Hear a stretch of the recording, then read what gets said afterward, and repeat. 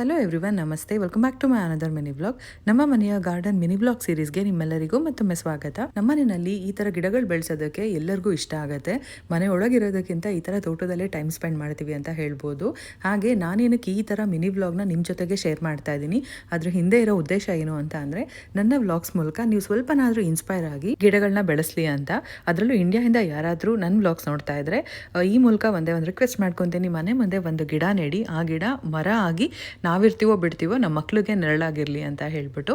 So ಅದ್ರ ಜೊತೆಗೆ ನನಗೆ ಔಟ್ಡೋರ್ ಪ್ಲಾಂಟ್ಸ್ ಒಂದೇ ಅಲ್ಲ, ಇಂಡೋರ್ ಪ್ಲಾಂಟ್ಸ್ ಬೆಳೆಸೋದು ಅಂತ ಅಂದರೆ ತುಂಬಾನೇ ಇಷ್ಟ. ಕಣ್ಣಿಗೆ ಹಸಿರು ಜಾಸ್ತಿ ಕಾಣಿಸಿದ್ರೆ ಮನಸ್ಸು ತಂಪಾಗಿರುತ್ತೆ ಅಂತ ನಮ್ಮ ಮನೆ ಪುಟ್ಟ ತೋಟದಿಂದ ಬೆಳೆದಿರುವಂತಹ ಹೂವುಗಳಿಂದ ದೇವ್ರಿಗೆ ಅಲಂಕಾರ ಮಾಡಿ ಪೂಜೆ ಎಲ್ಲ ಮಾಡಿದ್ದಾಯ್ತು. ಇನ್ನು ನನ್ನ ಇನ್ಸ್ಪಿರೇಷನ್ ಬಂದು ನನ್ನ ತಾತ.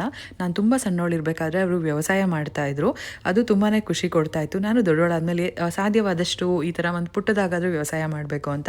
ಅದಕ್ಕೆ ನನ್ನ ಹಸ್ಬೆಂಡ್ ಮಕ್ಕಳು ಸಪೋರ್ಟಿವ್ ಆಗಿ ನಿಂತಿದ್ದಾರೆ. ಇನ್ಫ್ಯಾಕ್ಟ್ ನನಗಿಂತ ಹೆಚ್ಚಿನ ಆಸಕ್ತಿ ಅವರಲ್ಲೇ ಕಾಣಿಸ್ತಾ ಇದೆ. ಲಾಸ್ಟ್ ಮಿನಿ ವ್ಲಾಗ್ ಅಲ್ಲಿ ಹೇಳಿದ್ದೆ, ಈ ತರ ಒಂದೇ ಬದನೆಕಾಯಿ ಬಂದಿದ್ರೆ ಒಂದು ಮನೆಗೆ ತರಬಾರ್ದು ಅಂತ. ನಾನು ಅಂಗಡಿಯಿಂದ, ಇಂಡಿಯನ್ ಗ್ರೋಸರಿ ಶಾಪಿಂದ ಬದನೆಕಾಯಿಗಳು ತಗೊಂಡು ಬಂದು ಇಲ್ಲಿ ಕಟ್ ಮಾಡ್ಕೊಂಡು ಅದ್ರಲ್ಲಿ ಮಿಕ್ಸ್ ಮಾಡಿ ಮನೆ ಒಳಗಡೆ ತಗೊಂಡು ಬಂದಿದ್ದಾಯ್ತು.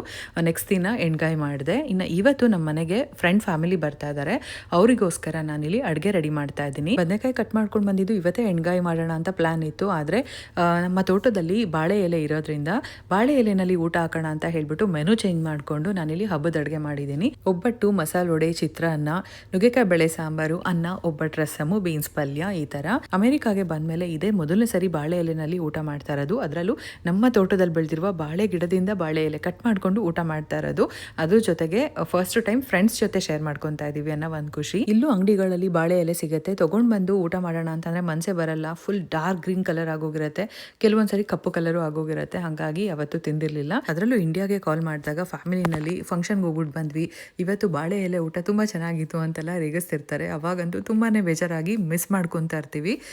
ಸೊ ಆ ಆಸೆ ಎಲ್ಲ ಇವತ್ತು ನಮಗೆ ನನಸಾಗಿದೆ ಅಂತ ಹೇಳ್ಬೋದು. ಬಾಳೆ ಎಲೆ ಊಟ ತುಂಬ ಚೆನ್ನಾಗಿತ್ತು. ಫ್ರೆಂಡ್ಸ್ ಫ್ಯಾಮಿಲಿ ಬಂದರು, ಅವರು ಊಟ ಮಾಡಿ ತುಂಬ ಚೆನ್ನಾಗಿದೆ ಅಂತ ಹೇಳಿದ್ರು. ಅದಾದಮೇಲೆ ಆಟ ಆಡ್ಕೊಂಡು ಕೂತಿದ್ದೀವಿ. ಇಲ್ಲಿ ನಾವು ಚಿಕ್ಕ ವಯಸ್ಸಿರಬೇಕಾದ್ರೆ ಕಳ್ಳ ಪೊಲೀಸ್ ಆಟ ಆಡ್ತಾ ಇದ್ವಿ ಅಲ್ಲ, ಅದನ್ನೇ ಸ್ವಲ್ಪ ಚೇಂಜ್ ಮಾಡಿದ್ದೀವಿ. ನಾವು ಪೊಲೀಸ್ ಕಳ್ಳನ ಹುಡುಕ್ಬೇಕಾಗಿತ್ತು. ಇಲ್ಲಿ ಮಕ್ಕಳಿಗೆ ಚೇಂಜಸ್ ಮಾಡಿ ಶ್ರೀರಾಮ, ಸೀತೆ, ರಾವಣ, ಲಕ್ಷ್ಮಣ, ಹನುಮಾನ್ ಅಂತೆಲ್ಲ ಹೇಳ್ಬಿಟ್ಟು ಇಲ್ಲಿ ಸೀತೆನ ಶ್ರೀರಾಮ ಹುಡುಕ್ಬೇಕು ಅಂತ ಹೇಳ್ಬಿಟ್ಟು, ರಾವಣ ಬಂದವ್ರಿಗೆ 0, ಕರೆಕ್ಟಾಗಿ ಗೆಸ್ ಮಾಡಿಲ್ಲ ಅಂದರೆ ರಾವಣಂಗೆ ಬಂದಿರೋ 0 ಅವ್ರಿಗೆ ಬರುತ್ತೆ. ಸೊ ಈ ಥರ ಸ್ವಲ್ಪ ಹೊತ್ತು ಆಟ ಆಡಿ ಯಾರು ಫಸ್ಟು ಯಾರು ಲಾಸ್ಟು ಅಂತ ಹೇಳ್ಬಿಟ್ಟು ನೋಡಿಕೊಂಡು ಈ ಗೇಮ್ ಮುಗಿಸಿ ನೆಕ್ಸ್ಟ್ ಊನೋ ಆಟ ಆಡಿ ಅದಾದಮೇಲೆ ಸ್ವಿಮ್ಮಿಂಗ್ ಪೂಲ್ಗೆ ಕರ್ಕೊಂಡು ಹೋದ್ವಿ.